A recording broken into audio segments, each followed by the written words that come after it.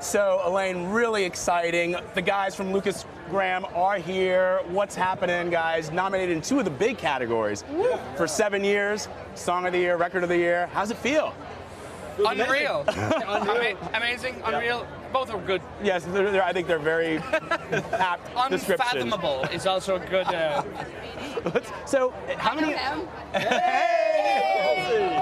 And we're actually performing with Kelsey later. Yes. That's so cool. I'm so excited. I mean, how excited are you? I'm excited, and I get to share my nerves with someone, so it's like half. We never told you that you're going to be our first collaboration performer at a TV show ever in our 7-year band history. I did not know that. 7-year band, do you get it? Like 7 years? 7 years. Wait. It's actually been Thanks, Kelsey, for stopping by. Right? Has it been 9 years? I was going to say, that's weird. All right. So, I mean, tell me what it feels like to be here.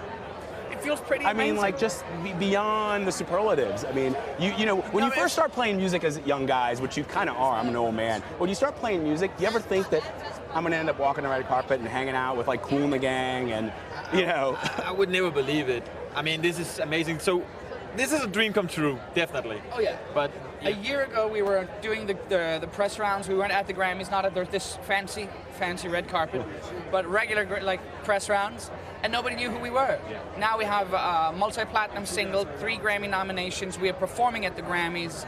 And like, people are like, oh, Lukas Graham. And they know facts about us. And it's like, oh my God, people are doing research on us. Like, that's how big it is for us now, you know? There was a story out there years ago that when the Beatles, you know, they'd been playing for years and years and years before they became famous. And all of a sudden when they hit it big, they said all these people started calling us and, you know, come to my party, Frank Sinatra and all these people. And they're like, last year, you had no idea who we were, and now, you know, please come to my party and grace our presence. Well, that's kind of what we're experiencing now. So that's why we arrange our own Grammy after party, because there are a bunch of the people that we work with that can't get into all these fancy dress parties that are invitation only.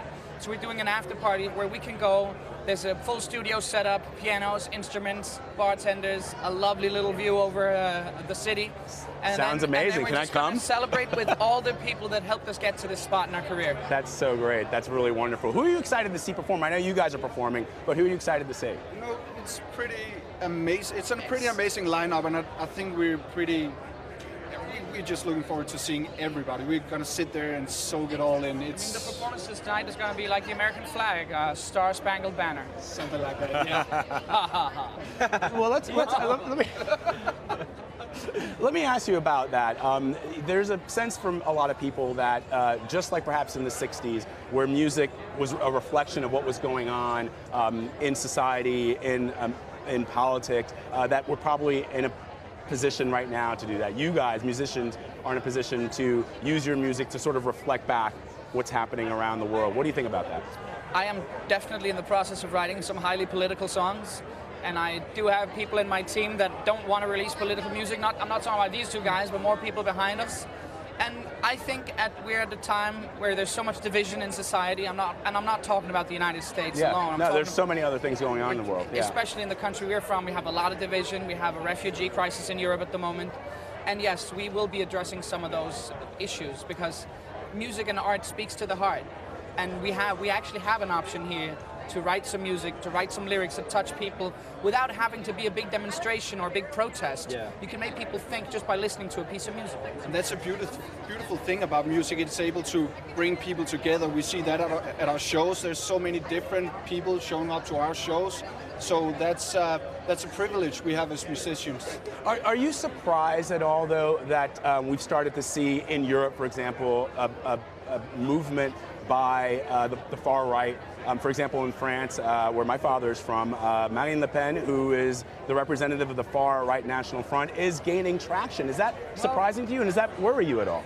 It worries me greatly that if we took out the word Muslim and put in the word Jew, we would be in a Second World War situation. We're right now in an anti-Semitic state of mind worldwide, and it's just targeted towards Muslims instead of Jews. And at the end of the day, Christianity, Islam, Judaism, it's the same religion. It's a monotheistic idea. And I don't really understand why we need to be fighting about it rather than making love over it. I like that part, making love, man. Oh, yeah. And you guys, thank you so much for talking to us.